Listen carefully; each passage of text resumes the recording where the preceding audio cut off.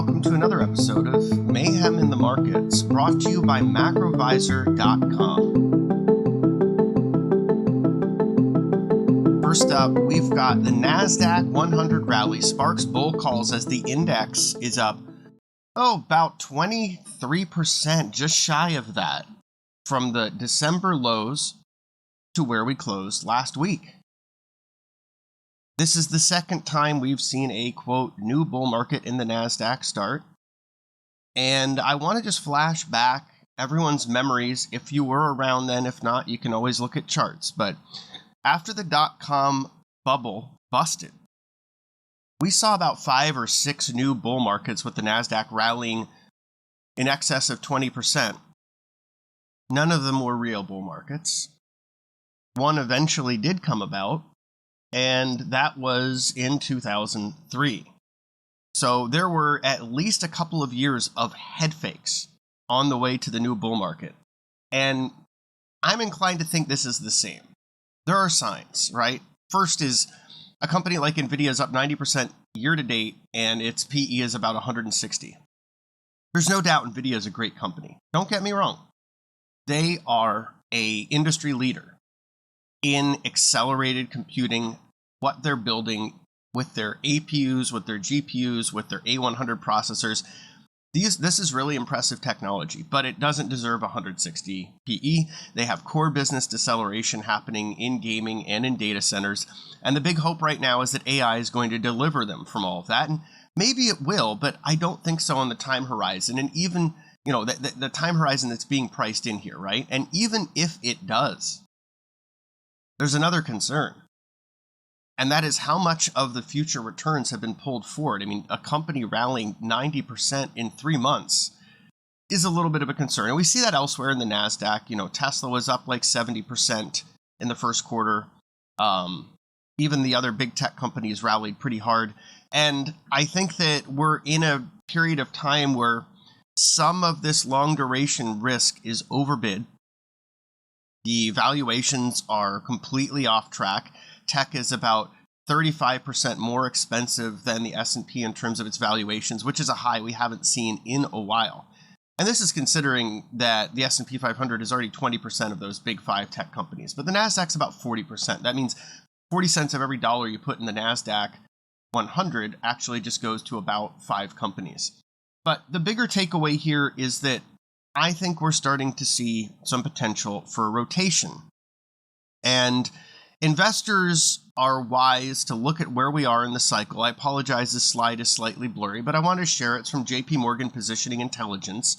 And it shows that hedge funds are moving their net exposure away from cyclicals, which includes tech and semis, and into defensives and healthcare, utilities, telecom, and, I would also put in the defensive bucket staples, aerospace, and defense.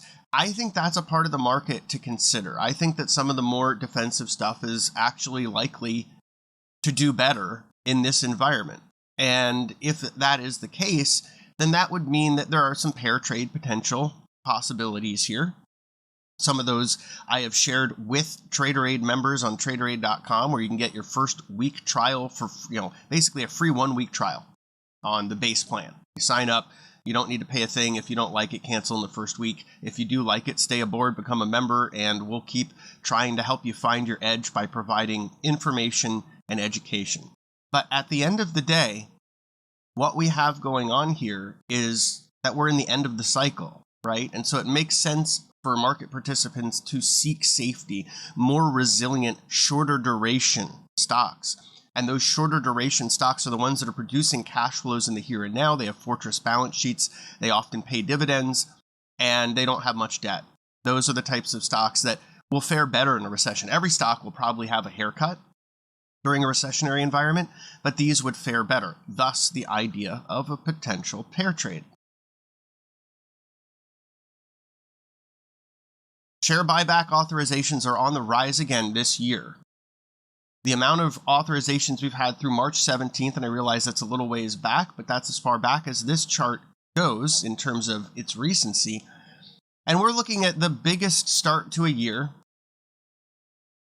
on the entire chart, and really ever.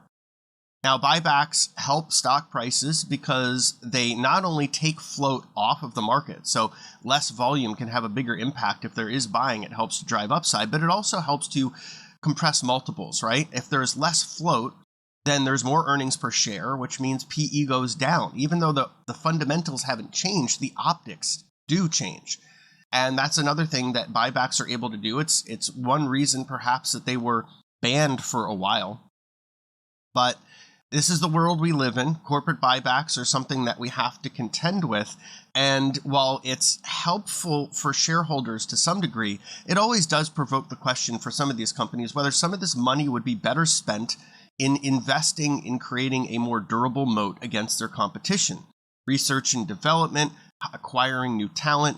There are, I believe, in many cases, better ways to spend this money. But nevertheless, this is a positive catalyst for the stocks that are seeing these large and aggressive buybacks. And Chevron was one, Meta was another, although with Meta, I'm skeptical because their buyback authorization was about the same amount as their cash on balance sheet, which just suggests that maybe they're not going to go quite as far as the authorization allows them.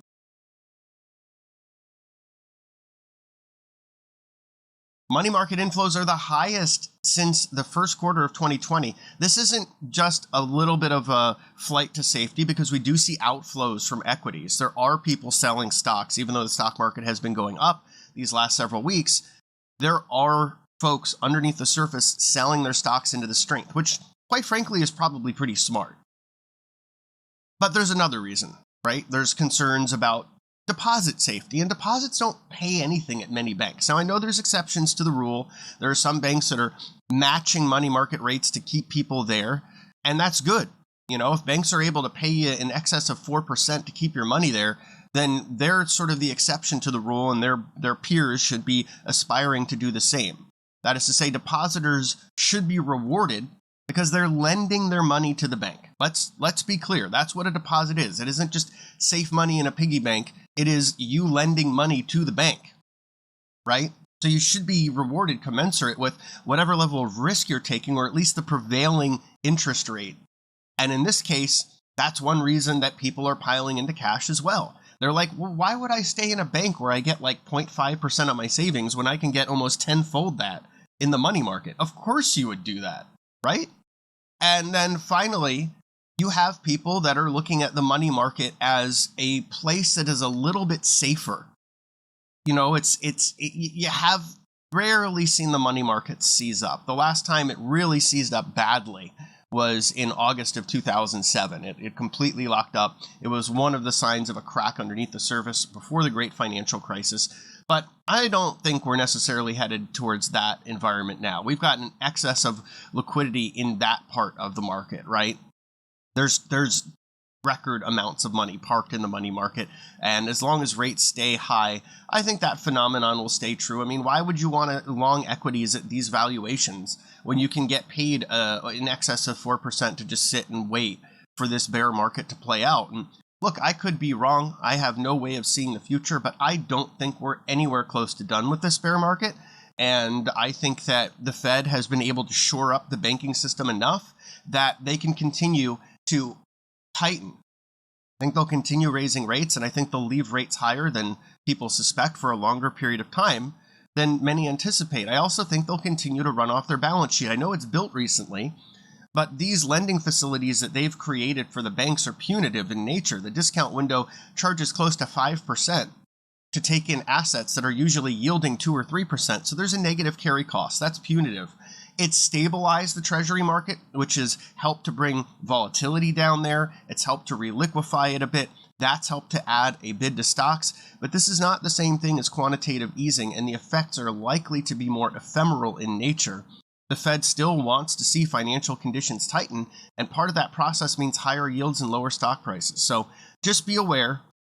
Investors are putting a lot more money in the money market. They're doing that because they're likely seeing it as a more rational alternative than accumulating massive amounts of risk assets. It's also a great way to reduce some of the risk that they may have if they're in a bank where they're concerned about their deposits, the loans that they've given the bank that they're not getting paid much on.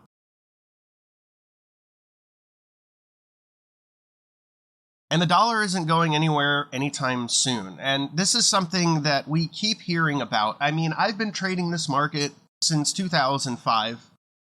And I can't tell you the number of times that there have been stories that go around that, oh, look, the dollar is going to die because of this bilateral trade agreement, or, the expansion of money supply, or this crisis, or that scandal. It's never happened. There's literally been at least a half dozen, maybe more, occasions where there's been these major fear-mongering pieces that the dollar is destined for imminent destruction. And you know what? At some point in the future, it won't be the world reserve currency. I am more than willing to admit that.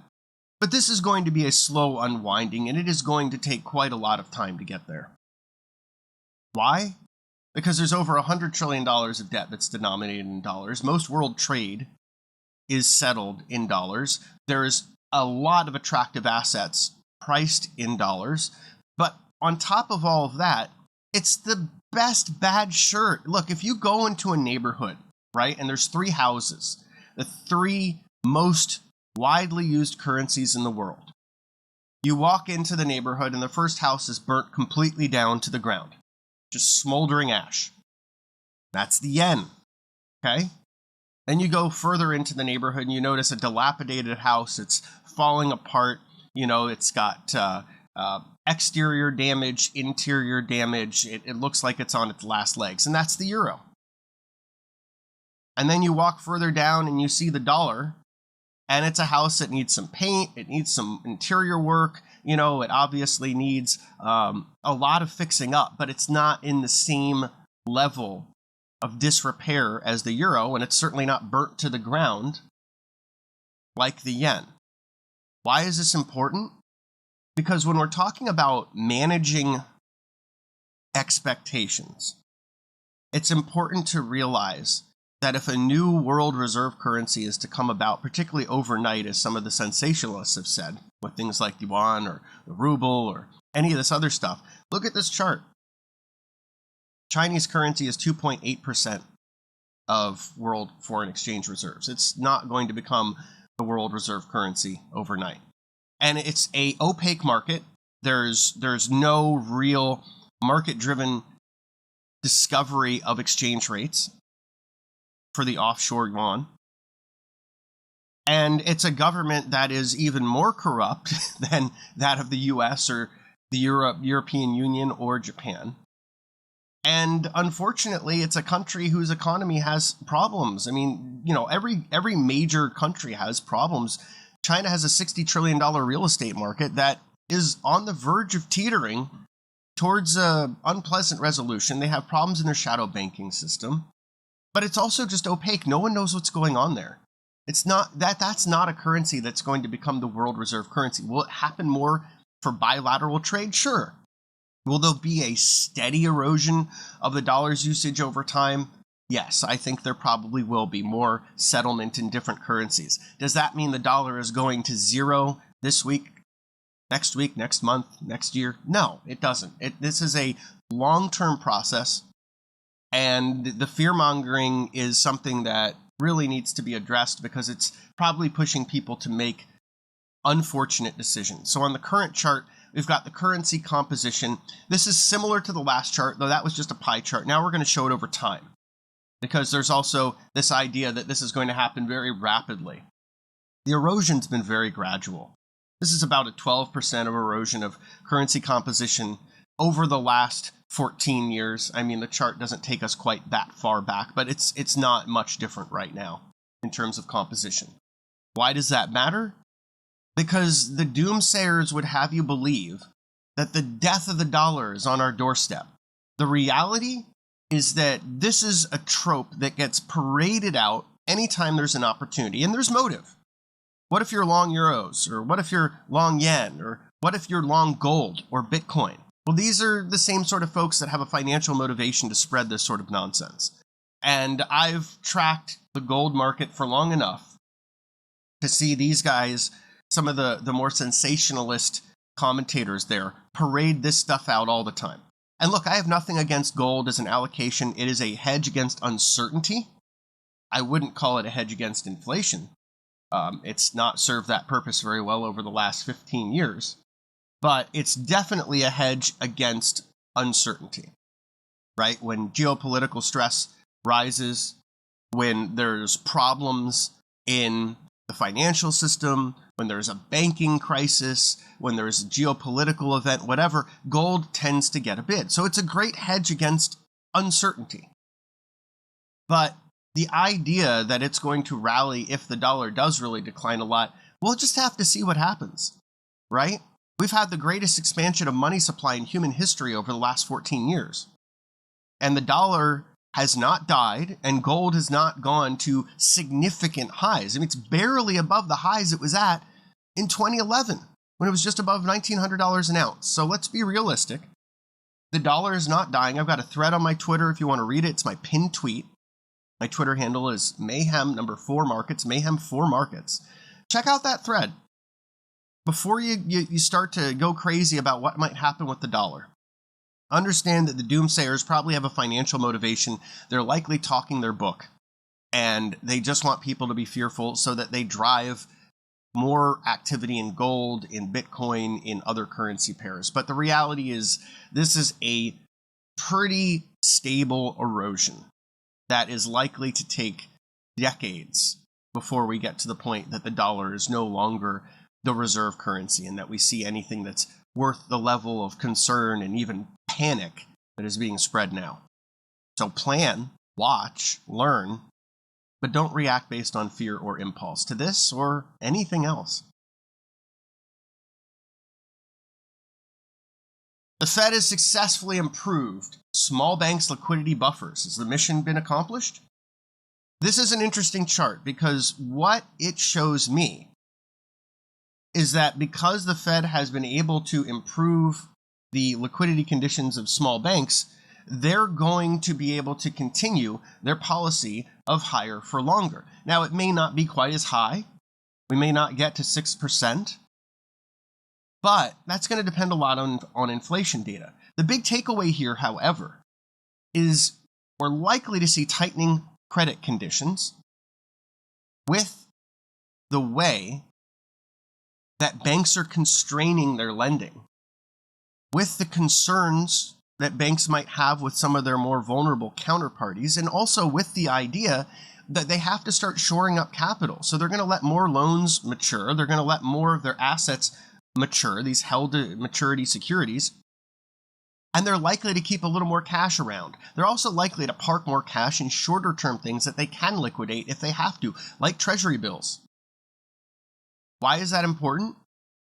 Because it means there's going to be less lending to small and medium-sized businesses, to consumers, and even to governments at advantageous rates. Municipal loans will probably go out at a higher price because a lot of those are done by these small to mid-sized banks. Why is that important to us? Because if there's less lending in a debt-driven economy, it's likely to slow the economy, right? That's where we are now. I know there's been this celebration that the whole world didn't end because Credit Suisse and Silicon Valley Bank and Signature Bank and all these others. But the reality is this sigh of relief is just it's reaching a condition of exuberance, right? Something Alan Greenspan said back in the 90s to describe the market's irrational exuberance. We're experiencing a bit of that irrational exuberance in the here and now. And I know there's folks out there that say we're in a new bull market. That's fine if you want to believe it, but be careful. Because if this is a new bull market, it's starting from the highest valuations for any new bull market in history, without any of the things that typically lead to a new bull market. The de-risking. Households have more of their net worth in equities than ever before. The Fed turnaround, not just the pivot, but aggressively easing, and in this case going back to some level of real QE, not just opening the discount window and allowing banks to take out punitive loans. A recessionary period, which is typically what the Fed is responding to, right? We need to see these things begin to play out. They have not. And I think that that's one of the reasons that this is concerning, that it's irrational exuberance, because any student of market history would look at all these things and say, wait a minute, if this is a new bull market, not only is it expensive, but then how far does it have to run? We've pretty much pulled forward the returns. I mean, the NASDAQ is up 20% in a quarter. It typically doesn't run 20% in a year. And I know that you could say, oh, well, if we were at our bottom, then, that makes sense because we're having this relief and you got to build all that in. Well, fine, but the NASDAQ is trading at valuations that literally do not make any sense for our economic environment now or in the near future, or even the intermediate future. These large companies wouldn't be firing all of these workers, scaling back office space, reducing investments, CapEx, in a time where they expected the economy to just bounce right back. And these are people that are pretty plugged in, right? If Satya Nadella of Microsoft, who's a pretty candid CEO, is saying things are going to be tough for 2 years, he's probably right.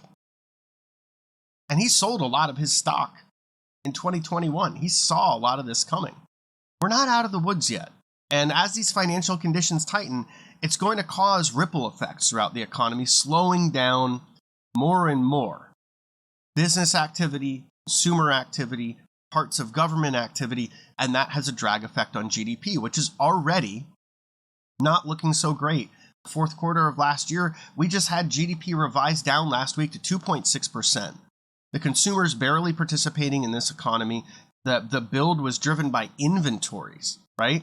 So the biggest contributor to GDP growth were companies building inventories.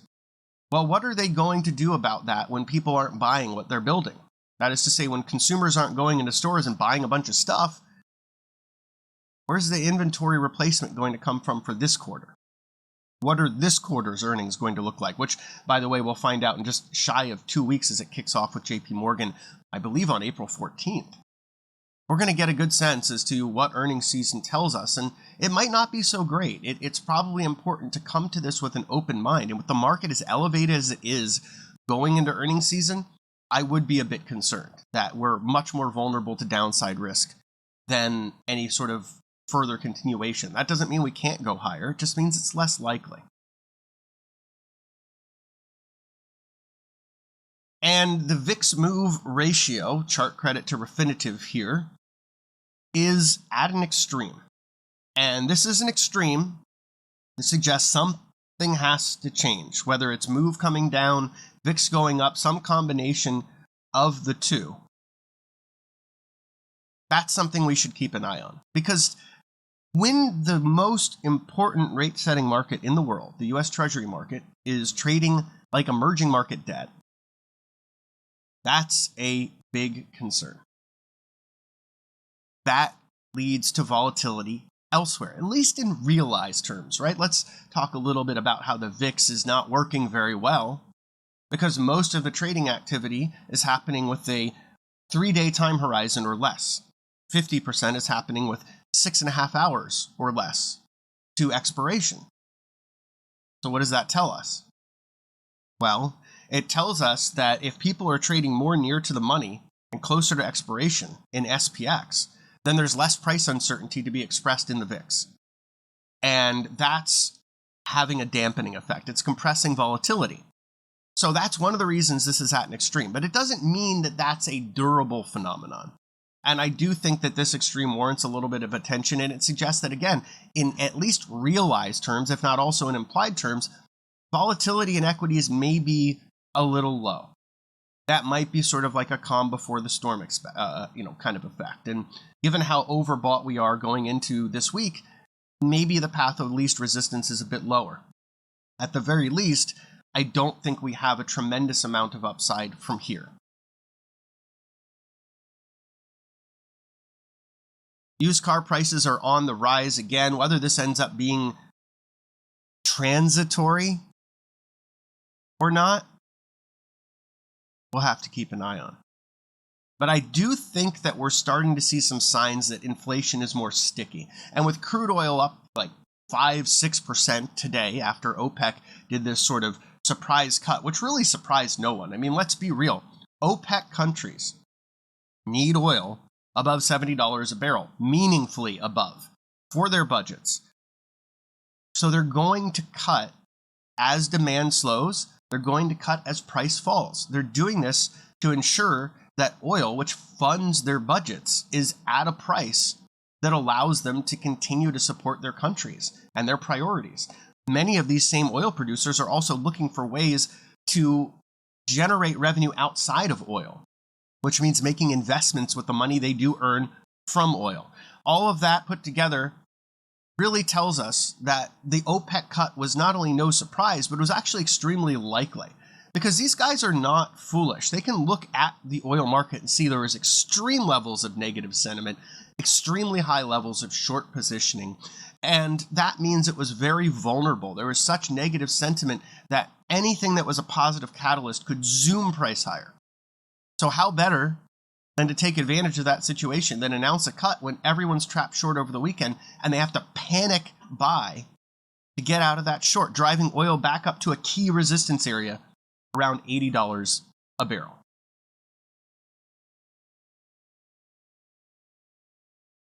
Home ownership costs are up by $1,644 per month since 2021.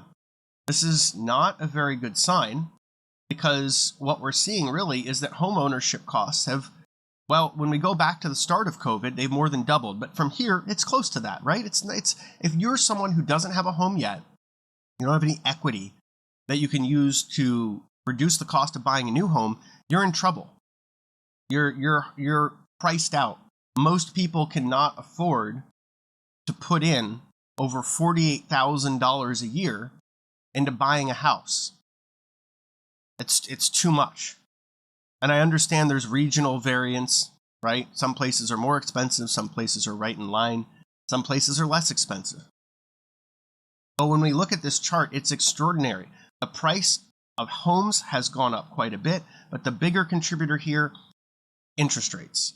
And I don't think that interest rates are set to fall by much. I think that the Fed is going to continue doing what they have to do, because inflation, if we look at core services inflation, is still extremely elevated.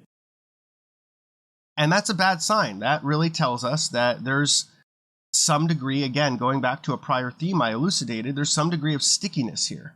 And that stickiness is going to prevent the Fed from really being able to do their job unless and until they can start to alleviate it. And the only way that they can, with the limited set of tools that they have at the Fed, is to try to smash demand with their rate sledgehammer. So they will. I think they will. I think that the Fed really desires to make sure inflation does not become structural, that it doesn't become embedded in this economy. And if it does, they're going to have much more difficult work ahead, right? So what does the Fed want to do right now? It wants to keep rates higher for longer. And that's why Powell shored up the banking system, because he knows that the bigger risk to their work is not reducing inflation in the here and now. Because if expectations start to become psychologically entrenched, that everyone believes that we're going to see, inflation stay really high, they're going to start pulling forward future demand flows. Think about it. If you think everything is going to stay higher price for a long time, you're going to buy as much as you can right now.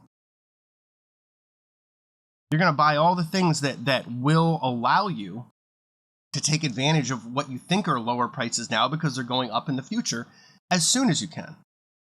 Well, that's not a good thing. When the psychology of scarcity starts to become embedded in consumers' minds, they're very likely to continue to try to buy things in the here and now that they think will get more expensive in time. So obviously not perishables, but maybe bulk items, maybe things they think they're getting a discount on that they also would appreciate in time. And that drives more demand, which makes the Fed's job harder. So the Fed isn't just concerned about trying to stop inflation as it affects the economy. They also want to try to make sure that it doesn't become structurally embedded, which is a big risk. And we're starting to see some of that in the inflation expectations in the 1-year time horizon. They've risen a little bit. They've come back a bit, but they've risen a little bit in the University of Michigan survey, just telling us that people are still not really certain where this all goes.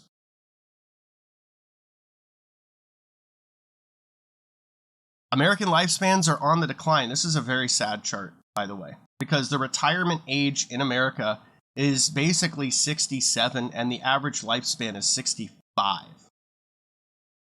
So on average, people will not even be able to realize the benefits of retiring, accessing their retirement funds, accessing things like Social Security if they defer it. If they really work their entire time until retirement, then many people may not retire at all.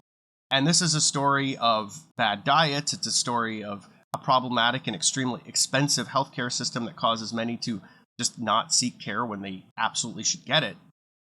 And it's a story of disparity. Look at all the other English districts on this chart. They all have higher lifespans than that of the average in the US. And then, of course, there's West Virginia, which is not only a place where there's a lot of coal mining, but there's serious opiate drug addiction, which is shortening lifespans as well. And finally, let's just talk about CEOs making 399 times as much as typical workers. This is quite frankly insane. I would go so far as to say that CEOs seem overpaid. There's no reason that this chasm should be this large. And I understand that this is something that's evolved over time. As you can see it on the chart, back in the 60s, it was basically 20 to 1. But 400 to 1 or close to that is just, it's not okay.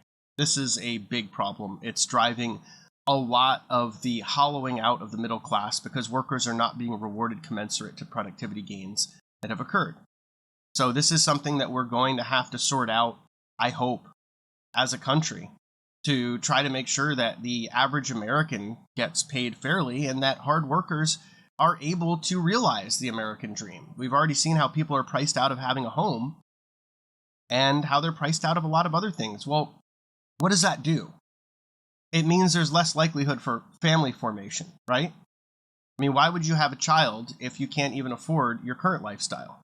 And I realize that's not the most uplifting thought, but it's real. It's something we really should be thinking about, that we do have a decline in population formation. That is to say, there's less children being had every year in America. And during COVID, it was basically flat. We weren't even growing our population. We have a rising population of aging people. And so we need to increase that replacement rate. And the only way to do that is to make sure people have a better outlook of what the economy looks like moving forward and a better, sort of framework. And this is not a problem unique to the United States. In Japan last year, they actually had more deaths than births. And Europe is kind of somewhere between where we are and where Japan is. So a lot of these so-called advanced countries, economies, are having a lot of problems keeping their populations growing or even stable. And that's an issue because you need a workforce, right? You can have the same amount of population, but if that population continues to get older and older, then you have less and less people in the workforce. That also becomes an issue. And if we can't catalyze population formation internally, then what do we need? We need immigration, right? Some things that we need to think about, particularly given the lack of participation in our workforce. How do we resolve for that? So I want to thank you for watching. I really appreciate everyone's support. If you enjoyed this video, if you like the macro analysis and education, check out my work at macrovisor.com. We're having a 50% off first year launch sale. When you go to the website, you'll automatically get that benefit when you go to checkout. Whether you go for a monthly or yearly plan, you get 50% off your first year. If you have any questions, leave them in the comment section below. And don't forget to like, subscribe, and share this video if you enjoy the content. And I'll look forward to seeing you next time.